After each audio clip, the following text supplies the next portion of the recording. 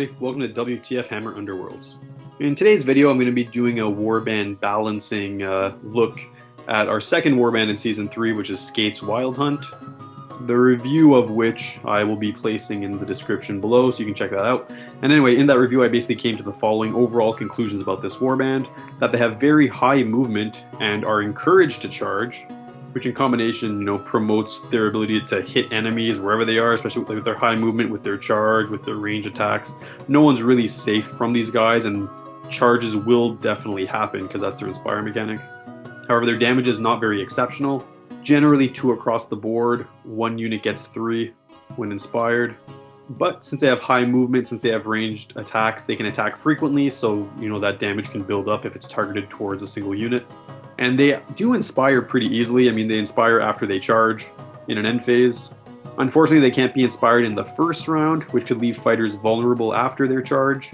And finally, they have solid cards, like solid objective cards especially, solid upgrade cards, decent gambit cards, which result in them being pretty well-rounded in aggression and in objective holding play.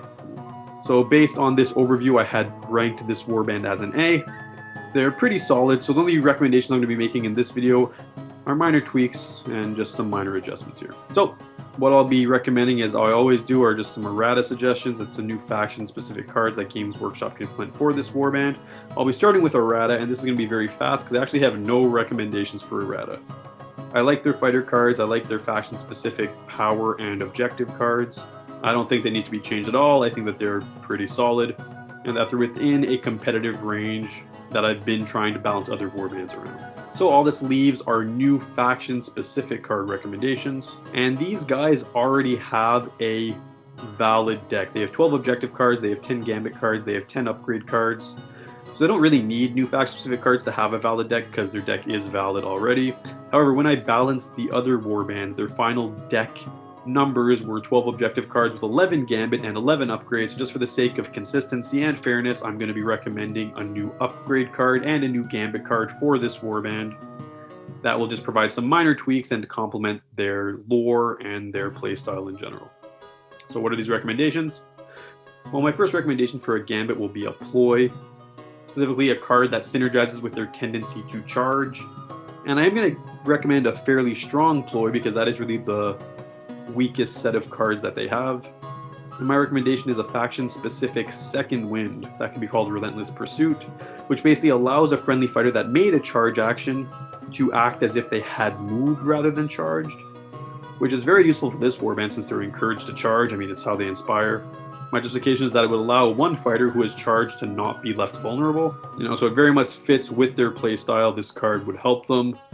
Not in an overpowered sense, in my opinion, but just, give them a little tweak. And it's cool. It would be cool if this card made a reappearance under this context. My next recommendation is for an upgrade card.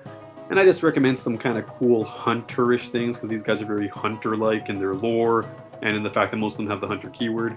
And my recommendation would just be a faction-specific Hunter's Tenacity that's restricted to hunters. That can be called Measured Stalker. And this card, it already exists in Night Vault. It's about to rotate out, and it works like this. After a friendly fighter makes an attack action against an adjacent enemy fighter that drives them back, push this fighter into the hex that the other fighter was in. So if they attack someone and they're adjacent to them, they could fill in that hex that enemy fighter got pushed out of. Justification is that it would provide a hunter-ish themed card. And it also would allow them to take over objective tokens, so they can charge a guy who's on an objective token, knock him off, hop onto the objective token. Helps them with their flex playstyle a little bit more, but definitely not an overpowered card. And that basically does it for my recommendations. So no recommendations for errata. For faction specific card, I just recommend a new gambit and upgrade cards that they match the other warbands that I have previously balanced, a faction specific second wind called Relentless Pursuit, and a faction specific Hunter's Tenacity called Measured Stalker. And that does it for this video. So if you guys have any thoughts or suggestions, please comment below. Please like and subscribe if you enjoyed this video. And next week, I'm going to be looking at Rippa's Snarl Fangs. Thanks again for watching, and have a nice day.